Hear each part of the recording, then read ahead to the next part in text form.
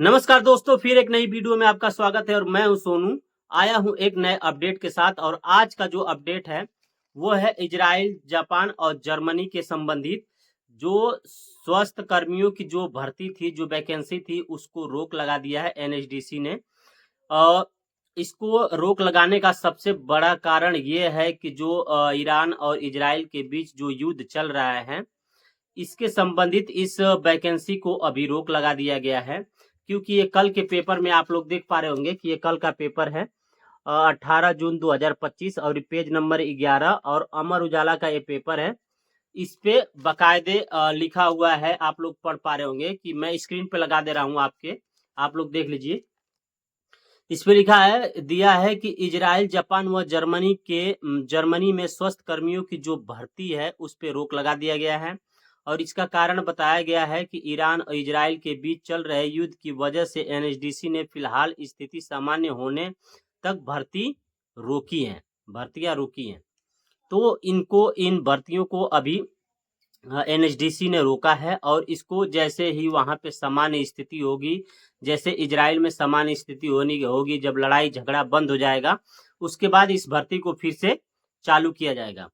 और इन्होंने दूसरा अपडेट ये दिया है कि जुलाई से शुरू होनी थी चयन प्रक्रिया। आप लोग देख पा रहे होंगे यहाँ पे ये छोटे अक्षरों में लिखा है, जुलाई से शुरू होने की थी चयन प्रक्रिया। और इसमें क्या लिखा है मैं आपको पढ़ के बता दे रहा हूँ। इसमें लिखा है, इजराइल, जापान और जर्मनी में स्वास्थ्य कर्मियों के भर्ती के लिए 30 जून तक आवेदन, जबकि जुलाई से भर्ती प्रक्रिया शुरू की जानी थी। यानी जुलाई से भर्ती प्रक्रिया शुरू की जानी थी और 30 तक इसका आवेदन था, यानी कि लड़के उसको भर सकते थे 30 जून तक। तो मैं आप लोगों को बता दूं कि ये रोकने का सबसे बड़ा कारण ये है कि जो वहां से इजराइल से जो टेस्ट जो टेस्ट लेने आते हैं बच्चों का, जो इजरायली कैंडिडेट, वो क्या है कि वो आ नहीं पा रहे हैं क्योंकि उनके यहाँ युद्ध चल रहा है। तो उनके यहाँ खुद ही ऐसा माहौल है कि वो टेस्ट लेने नहीं आ पा रहे हैं, जिसके वजह से ये समस्या हुई है। अगर और मैं आप लोग को तीसरा बता रहा हूँ कि इसमें दिया है, आप लोग देख पा रहे होंगे यहाँ पे, देखिए ये जो अक्षरों में दिया हुआ है, देखिए ये दिया हुआ है, ये लिखा हुआ है। इसमें थोड़ा उल्टा दिख रहा होगा आप लोगों को। इसमें लिखा है कि विदेश स्वास्थ्य कर्मी के लिए करीब 2000 लोगों ने किया है आवेदन, और उस पे पद है और उसके बाद सीट है और वेतन मैं आप लोगों को बता दे रहा हूँ। जापान का था असिस्टेंट नर्सिंग का। ये जो मैं बता रहा हूँ स्वास्थ्य कर्मियों की जो भर्ती, इसमें जेएनएम, एएनएम और फिर उसके बाद जो डी फार्मा, बी फार्मा वाले जो बंदे हैं, जो लड़कियां हैं, ये उनकी वैकेंसी जो भरी जा रही थी रोजगार संगम योजना पे जो लोग, जो लड़के भर रहे थे, वो उनकी है वैकेंसी, जो मैं बताया था आपको पिछली वीडियो में, इसके पहले वाली वीडियो में। तो इसमें दिया है कि जापान की जो असिस्टेंट नर्सिंग की जो सीट है वो 1250 है। उसमें लड़के कितने भरे हैं? 540 लड़के भरे हैं। और इसकी वेतन है 2,29,925। और उसके बाद जर्मनी की केयर गिवर की जो वैकेंसी थी उस पे 50 सीट थी और उसमें 152 लोग भरे थे। इसकी जो सैलरी है 1,16,976।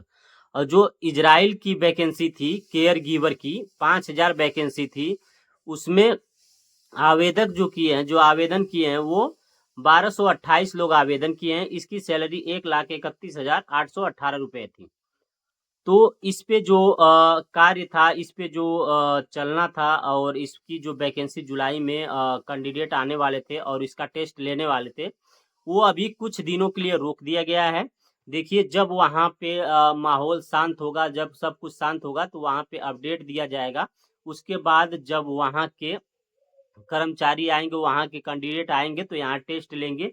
उसमें से जो बंदे सिलेक्ट होंगे उनको फिर उसके बाद पैसा जमा करके फिर फ्लाइट कराया जाएगा। और इसमें देखिए एक चीज और लिखा हुआ है, बहुत ही इम्पोर्टेंट है। सबसे बड़ा इम्पोर्टेंट ये है कि वहाँ पे युद्ध चल रहा है ईरान और इजराइल के बीच। तो वहाँ एक इन्होंने हेल्पलाइन जारी किया है। वहाँ के जो भारतीय दूतावास है, उन्होंने एक हेल्पलाइन जारी किया है। मैं आप लोग को बता दे रहा हूँ। भारतीय दूतावास ने, यहाँ पे लिखा भी है बकायदे, भारतीय दूतावास ने जारी किया हेल्पलाइन नंबर। तो आप लोगों को मैं स्क्रीन पे हेल्पलाइन लिख दे रहा हूँ, इसको आप लोग नोट कर लीजिएगा। कोई भी प्रॉब्लम हो रही है तो आप वहाँ पे जो इजराइल में बंदे हैं उनके लिए है, आप लोग वहाँ पे संपर्क करके अपनी प्रॉब्लम बता सकते हैं और उनसे बात कर सकते हैं।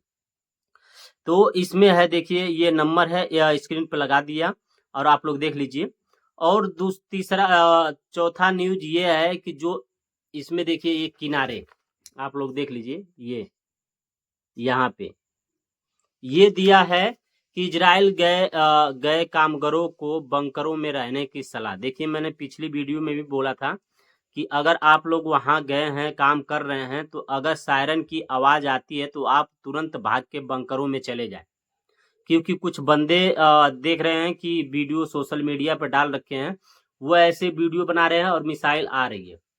तो ऐसी गलती मत करिए। देखिए वो पैरासोनिक मिसाइल है, वो कभी भी आके गिर सकती है। आपके वीडियो बनाते बनाते भी वो मिसाइल आपके पास गिर सकती है और हिट कर सकती है आपके पास।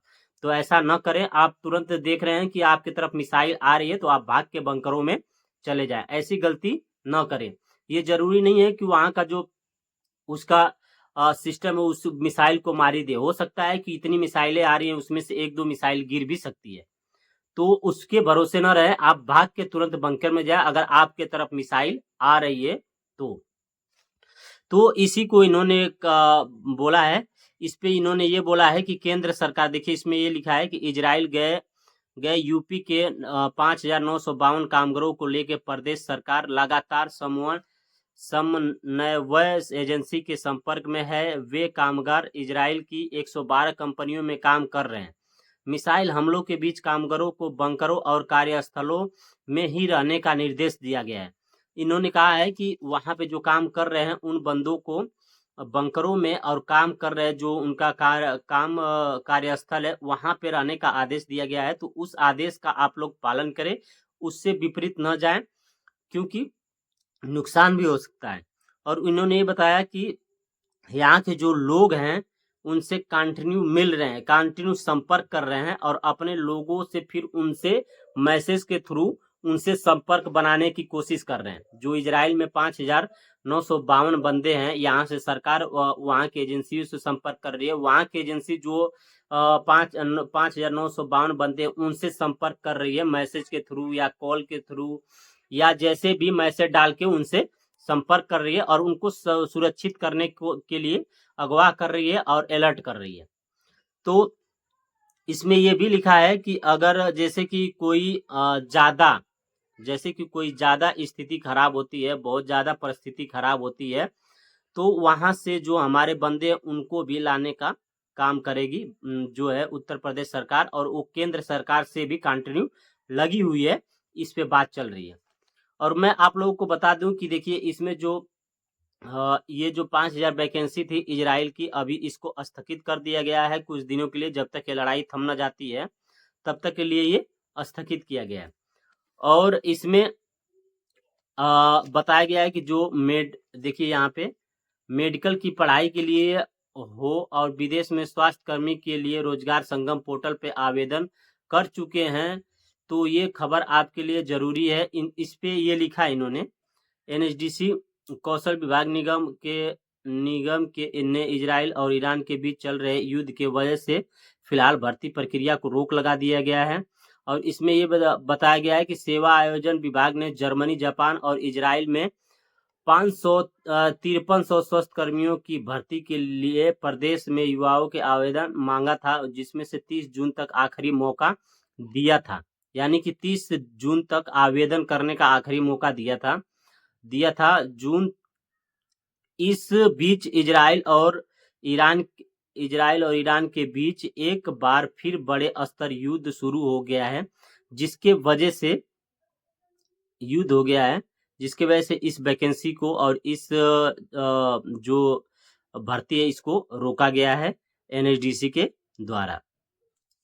तो दोस्तों मैं आप लोगों को बता दूं कि ये जो प्रक्रिया है और जो ऐसी चीजें वहां पे हो रही है तो उस पे ध्यान देने की जरूरत है। और जो मैंने पिछली वीडियो बनाया था उस पे हमारे जो भाई बंधु थे उन्होंने कमेंट किया था कि 20 तक जमा हो जाएगा। मैंने बोला था कि उस पे हो सकता है कि 20 तक जो पैसा है हमारे जो पुणे और लखनऊ का जो पैसा है वो जमा हो जाए। मैंने ये नहीं कहा था कि नहीं एकदम आप लोग को भेज दिया जाएगा। आप लोग ये समझ लिए कि 20 तक भेज दिया जाएगा। ये जमा होने की बात हो रही है। और ये क्लाइंट जो है ये इजराइल से आने वाला है, इनका इसलिए इस भर्ती को रोका गया है। क्यों? कि ये टेस्ट लेने के लिए क्लाइंट इजराइल से आएगा, जो कि वहां पे दिक्कत है, तो वो वहां से अभी आ नहीं सकता, इसलिए इस भर्ती को अभी स्थगित किया गया है। और रही बात यहाँ पैसा जमा करने की, तो यहाँ कोई ऐसी स्थिति नहीं है। यहाँ अगर पैसा जमा कराना होगा तो वो पैसा जमा करा सकते हैं, लेकिन उस स्थिति को देखते हुए शायद अभी पैसा जमा नहीं करा रहे। तो मैंने ये बोला था वहां पे कि हो सकता है कि पैसा 20 तक जमा करा लें एनएचडीसी। क्यों? क्योंकि जो 35 बंदे पहले थे उनको 3 दिन पहले फोन करके बताया गया था कि क्या आप इजराइल जाएंगे, तो उन बंदों ने कहा हाँ। उसके ठीक तीसरे दिन फ्लाइट का व्हाट्सएप पे मैसेज आ गया था, ग्रुप बन गया था सबका। इसलिए मैं कह रहा था कि हो सकता है कि 4 से 5 दिन या 6 दिन के अंदर अंदर जो इन्होंने मैसेज अलर्ट, जो इन्होंने कॉल करके सबको अलर्ट मैसेज दिया था फ्रॉड मैसेज का, वो उन्होंने कॉल करके बताया था कि ऐसा भी हो सकता है, कोई फ्रॉड भी आपके साथ कर सकता है। तो उसके बाद अगर उन्होंने कॉल किया तो उसके बाद वो पैसा 5 से 6 दिन या 20 तक या 22 तक से जब भी वो जमा करा लें, ऐसा भी हो सकता है। मैंने ये कहा था, मैंने अपनी पर्सनल बात रखी थी कि हो सकता है, क्योंकि पिछला उन्होंने 3 दिन में फ्लाइट का मैसेज डाल दिया, तो हो सकता है कि जमा भी करा दें।